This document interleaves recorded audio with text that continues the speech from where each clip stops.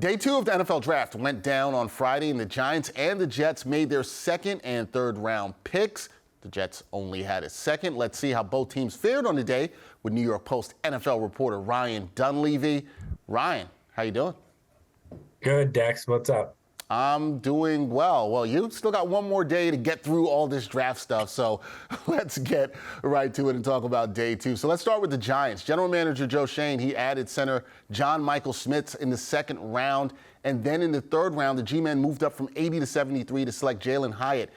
So a couple questions here for me. Could Schmitz start at center next season, and what kind of impact do you see Hyatt making to the Giants offense? Yeah, Joe Schoen with an all-time poker face bluff when he said he was comfortable with the in-house options at center. A bunch of guys, Ben Bredesen, Shane Lemieux, who had never played center. All-time bluff for anybody who believed that. Obviously, he was going to add a proven experienced center. Not a proven, but certainly at the college level, John Michael Schmitz is proven. And yeah, I think, look, they'll do what the teams always do, and they'll start their veterans there and make the rookie earn it. But I'd be surprised if he's not the week one starter if he's healthy at center. He's a veteran. He's 24 years old already. He's been through the Big Ten battles. I expect him to be the Giants starting center as long as he's healthy. And then, Jalen Hyatt will be speed personified, really. I mean, I don't think he'll be a number one receiver this year. I think he certainly has the potential to grow into that, but he'll be a big play weapon for the Giants. There's a chance that with his speed and his big play ability, that he could be the most exciting receiver the Giants have had in terms of taking a catch and making it, taking a slant, making it a huge play, or just straight line speeding somebody for 40 yards. Could be the most exciting receiver they've had since Odell Beckham. Yeah, I was going to mention that name. I was like, I figured you're going to go with OBJ there. There haven't been an exciting receiver for the Giants with that kind of speed in quite some time. So we'll see how all that works out for the Giants offense. Now, the Jets, they only had one pick on day 2, and they also added a center, Joe Tippmann, out of Wisconsin. Now, Ryan, Tippmann was considered one of the best centers in this draft. Is Tippmann what Gang Green needed to shore up their offensive line?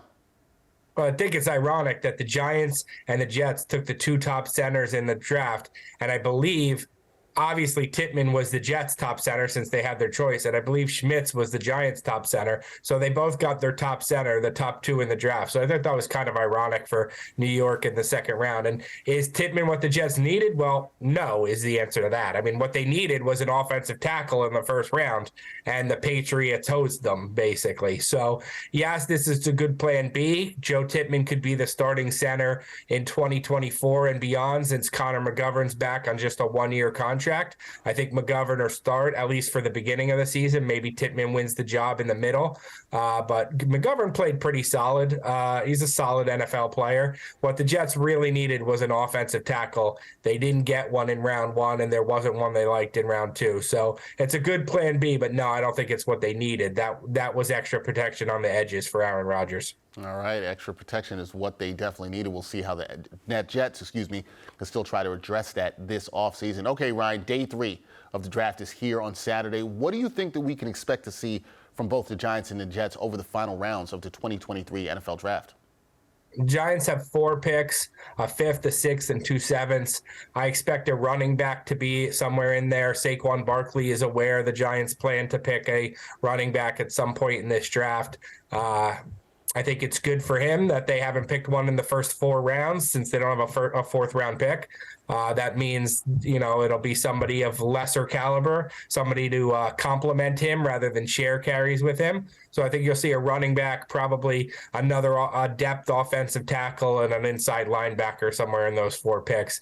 And for the Jets, you could see an offensive tackle. You could see probably safety, and you could certainly see a developmental quarterback. They're done picking in the 5th round, so they don't have a 6th or a 7th. But as my colleague Brian Costello pointed out, a name to watch out would be Dorian Thompson-Robinson from UCLA, the quarterback that a lot of people consider to be like a poor man's Lamar Jackson, a developmental guy who's really exciting. That would be a fun pick for the Jets as they try to straighten their quarterback position out beyond whenever Aaron Rodgers retires.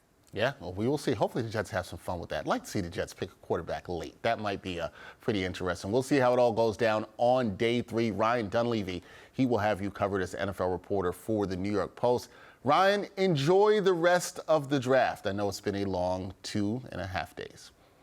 I get to put my professor hat on now and do some grading.